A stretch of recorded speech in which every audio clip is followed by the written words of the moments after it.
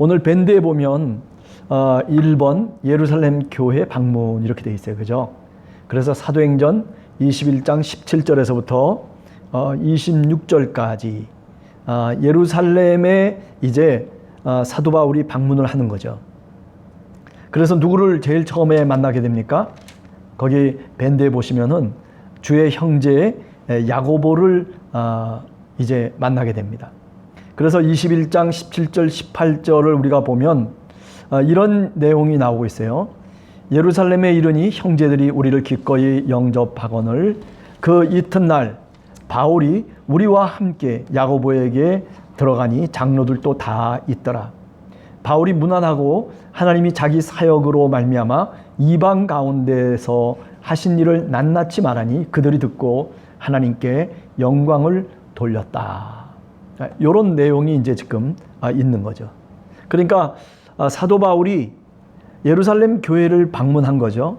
근데 그 당시 예루살렘 교회에 그 말하자면 지도자가 누구냐면 주님의 형제인 야고보였다라고 하는 거죠.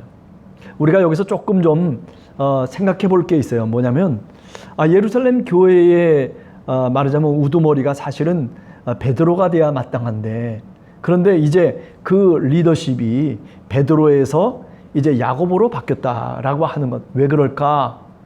물론 피가 물보다 진하다. 예수님의 형제니까 뭐 당연히 뭐 그렇겠지 이렇게 생각할 수 있겠지만은, 그러나 두 가지 요소가 거기에는 있다고 생각해요. 첫 번째는 뭐냐면 베드로 사도가 사실은 어느 한 곳에 예루살렘이라고 하는 그 교회에 한 곳에 머물러서 있었던 사람이 아니다 라고 하는 것을 우리가 한번 상상해 볼 수가 있죠. 우리가 고린도 전서에도 보면, 그죠? 사도 베드로가 그 부인과 더불어서 그리스도의 교회들을 순회하면서, 그러면서 이곳저곳 다니면서 설교도 하고 또 하나님의 말씀도 전했던 것을 우리가 읽게 되거든요. 그런 거 보면 사도 베드로가 그냥 예루살렘에서 목회를 했다라기보다는 오히려 전도자로 나섰다라고 그렇게 얘기할 수 있는 거죠. 또 그것을 뒷받침해 줄 수 있는 성서 속에서의 이야기를 우리가 얘기하자면 갈라디아서에 보면 2장에 그런 내용을 얘기하고 있어요. 사도 베드로는 할례자를 위한 사도다 이렇게 얘기하고 있거든요. 그러니까 사도 베드로는 이방인들을 상대로 해서 복음을 전파했던 사람이 아니고 유대인들을 할례자를 대상으로 해서 사도로서 복음을 전파했던 그런 사람이라고 사도 바울이 얘기하죠. 그리고 사도 바울 자기 자신은 뭐라고 얘기해요? 나는 이방인의 사도로 부름을 받고 그리고 무할례자들에게 내가 복음을 전하노라 그렇게 얘기하고 있거든요. 또 더 나가서 갈라디아서 2장의 안디옥 사건이라고 하는 2장 11절 이하의 내용을 쭉 읽어보면 역시 베드로가 안디옥에 와 있었어요. 그죠? 예. 그래서 안디옥에서 설교도 하고 그리고 안디옥에서 그 안디옥 교인들과 교제를 나누고, 그러니까 예루살렘에 있던 사람이 아니거든요. 교회 목회자로서라기보다는 전도자로서 나섰기 때문에, 그래서 당연하게 지금 이 예루살렘의 목회는 누가 하고 있냐면은 바로 이 주의 형제인 야고보가 하고 있다라고 그렇게 우리가 이해하는 것이 적당하겠다라고 생각을 합니다. 그렇기 때문에 예루살렘 교회에 지금 이제 사도 바울이 와서 야고보, 주님의 형제인 야고보를 방문하고 또 이렇게 영접을 받게 되었다라고 하는 거죠. 그리고 그들에게 이방 가운데서 하나님이 하신 일을 낱낱이 고하고 그리고 모두가 하나님께 영광을 돌렸다 그렇게 말하고 있습니다. 21장 26절에서 28절에 보면 사도 바울이 어떤 사람인지를 다 알기 때문에 뭐 지금 여기서 얘기하는 것처럼 유대 백성들과 그리고 하나님의 율법과 그리고 성전을 비방했다라고 하는 그런 그 누명을 사실은 사도 바울이 쓰고 있는 거거든요. 그렇기 때문에 약간 어떻게 보면 좀 변칙 프레이를 한번 한 거죠. 그래서 4명의 그 서운한 사람들을 끌고 들어와서 그래가지고 결례를 행하고, 그래서 많은 사람들이 볼 때 저 사도 바울이 원래 우리가 알고 있는 그런 사람이 아니구나 라고 그렇게 오해를 풀도록 하려고 했는데, 그런데 그게 제대로 되질 않은 거죠. 그죠? 그래가지고 아시아로부터 온 유대인들이 사도 바울을 가리키면서 저놈이 바로 우리 유대 민족을 모욕하고, 그리고 하나님의 율법을, 그리고 여기 이 성전을 비방했던 놈이 어떻게 지금 저 헬라 사람들을 데리고 여기 성전에 와 있냐, 이런 식으로 말하자면 막 여론몰이를 해버린 거죠. 그래서 어떻게 됐어요? 그래서 사도 바울이 이제 사람들 앞에 붙잡히게 되고, 그리고 그 예루살렘 성전에서 이제 변론을 하게 되는 거죠. 그것이 오늘 읽은 본문이라고 그렇게 말씀드릴 수가 있습니다. 사도 바울이 얘기하는 거예요. 히브리 말로 이제 사도 바울이 얘기하는 거를 들으면서 갑자기 모든 분위기가 딱 조용해진 거죠. 예수님 당시에 많은 사람들은 히브리 말이 아니라 무슨 말을 했냐면 아람어를 했어요. 아람어. 히브리 말은 어디에만 있는 거예요? 성경에만 있는 거예요. 그러니까 두루마리를 펼쳐서 그래가지고 말하자면 히브리어로 이렇게 쭉 읽어가는 거죠. 브레시트 발라 엘로힘 뭐 하면서 쭉 이렇게 읽어가는 거죠. 쭉.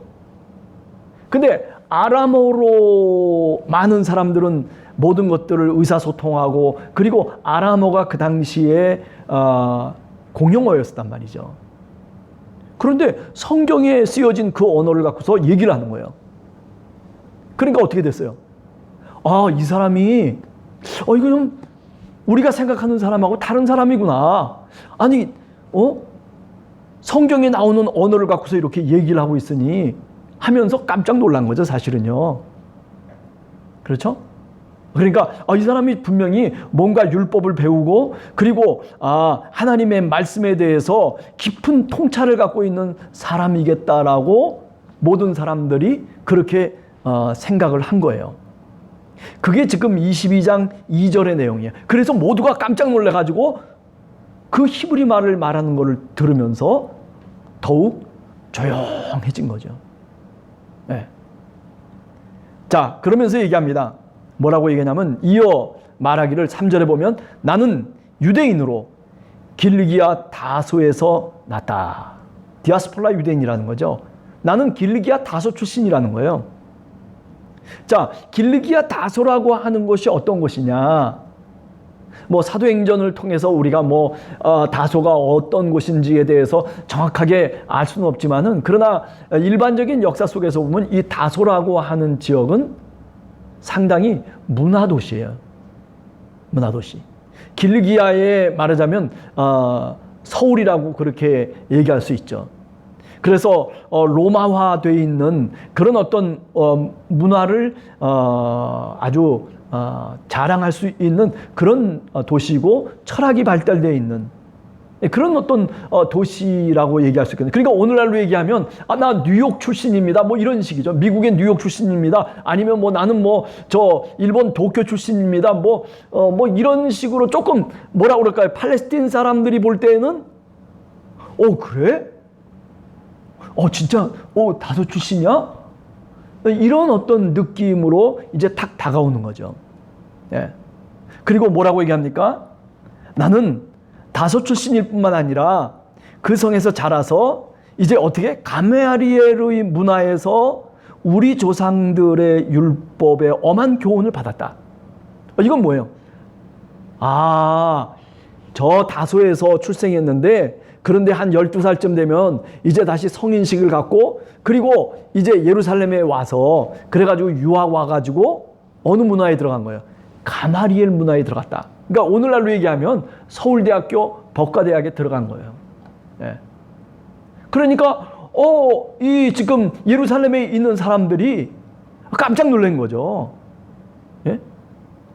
아니 그래? 가마리엘 문화에서 교육을 받았어? 지금 이 가마리엘 문화에서 내가 교육을 받았습니다 라고 하는 이 말을 하면서, 그러면 그것을 듣는 많은 유대인들은 바로 그런 심정을 갖고 사도 바울을 이제 보게 된 거죠. 자, 그러면서 얘기를 합니다. 뭐라고 얘기하냐면 나는 하나님께 대해서 정말 열심을 가졌던 자다. 4절에 보면 내가 이 돌을 박해하여 사람을 죽이기까지 하고 남녀를 결박하여 옥에 넘겼다. 이게 참 사도 바울에게는요 늘 짐이었어요. 예. 지금 여기 얘기하는 것이 내가 박해를 했을 뿐만 아니라 사람을 죽이기까지 했다는 거예요. 그리고 남녀를 결박해서 옥에 넘겨줬다. 어떤 사람들을요, 예수를 믿는 그리스도인들을, 교회를 이렇게 핍박했다는 거예요. 내가 스데반을 죽일 때에도, 그럴 때도 내가 그 옆에서 찬성표를 던졌다는 거예요. 예. 그죠? 여러분들 사도행전 우리가 6장, 7장 넘어가면서 이렇게 쭉 보면 7장 넘어가면서 보면 그 스데반이 돌에 맞아 죽을 때 설교했던 내용들이 있잖아요. 그러니까 사실 어떻게 보면 스데반이 죽는 그 돌에 맞아 죽는 그 순교의 현장 속에 누가 있었냐면 바로 이 사도 바울이 있었다는 거예요. 그래서 늘 사도 바울의 마음속에 그 스데반이 항상 자기 마음속에 각인이 되어 있어요.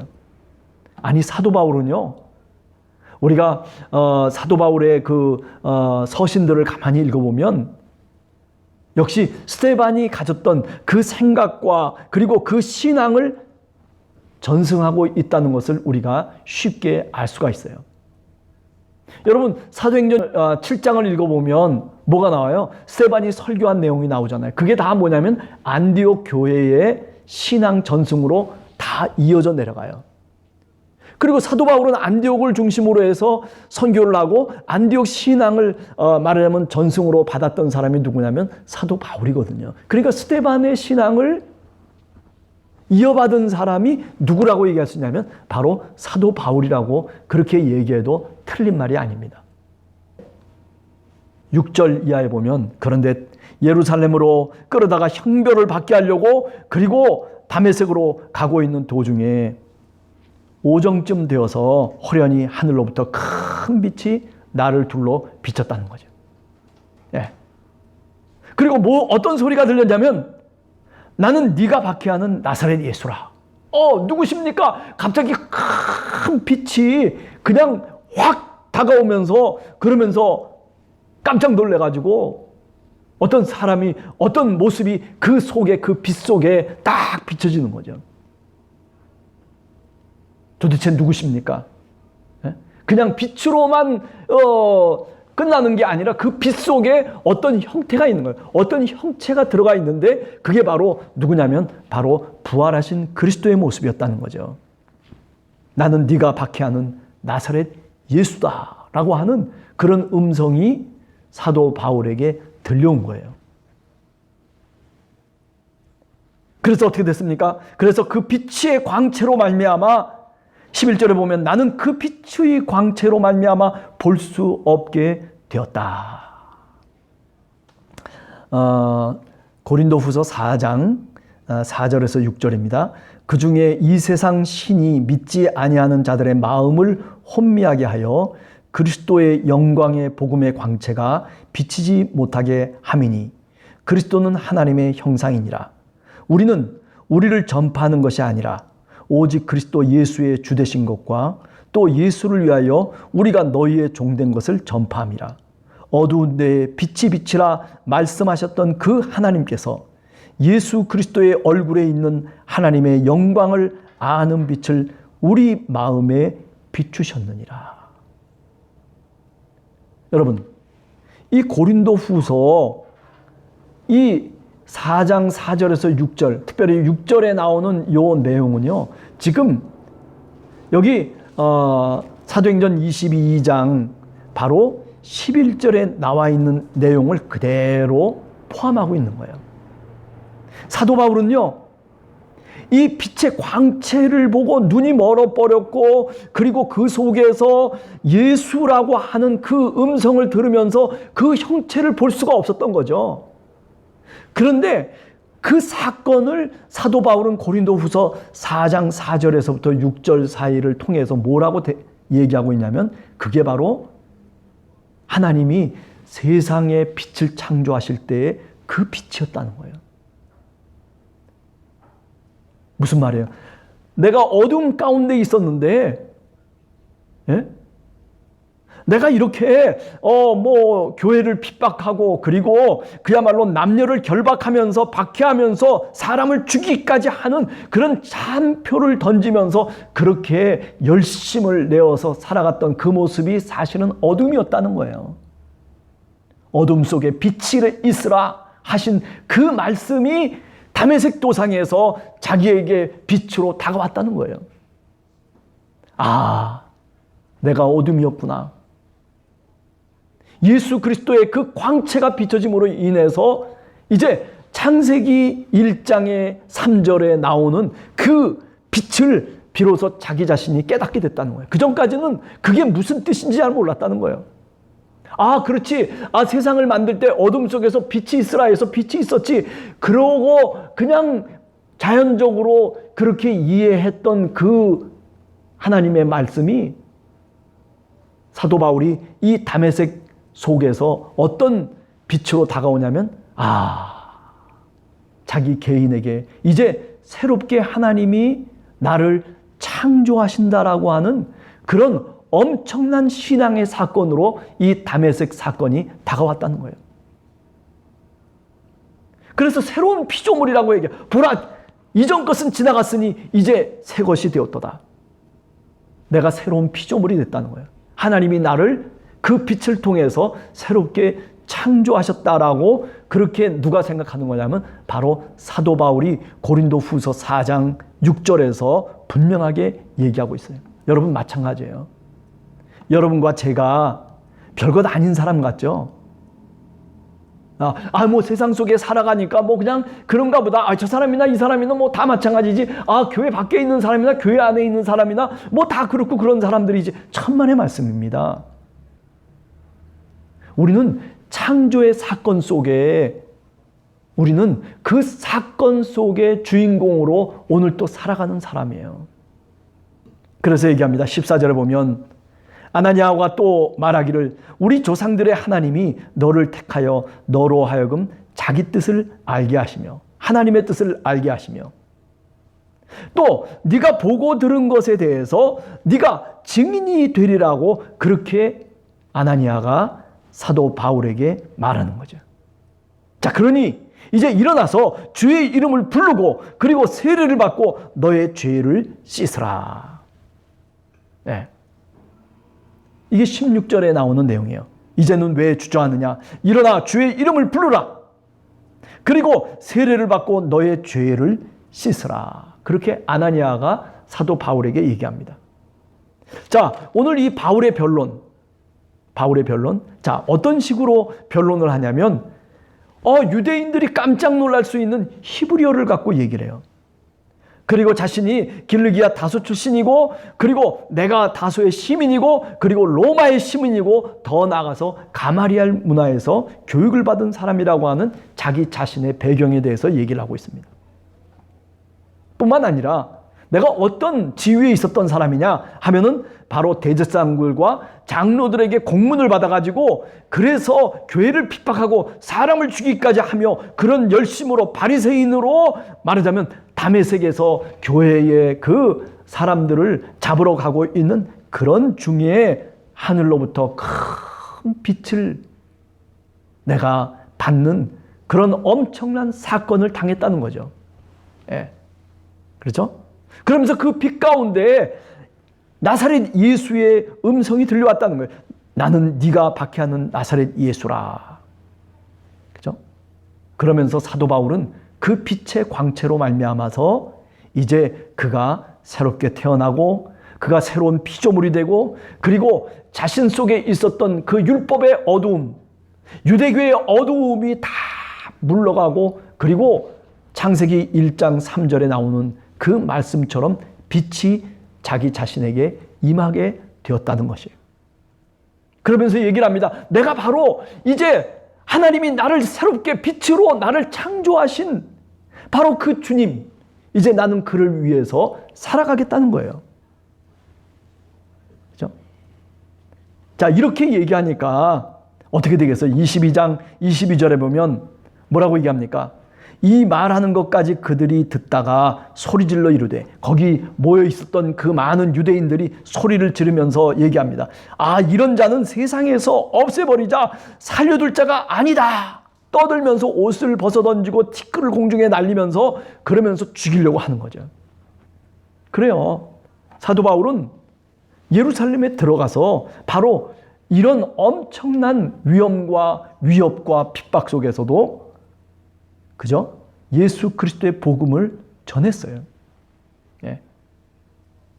그가 간증을 하며 정말 자신의 그 동족들을 향해서 이렇게 죽음을 불사하고 복음을 증거하고 있는 이런 사도 바울의 모습. 예.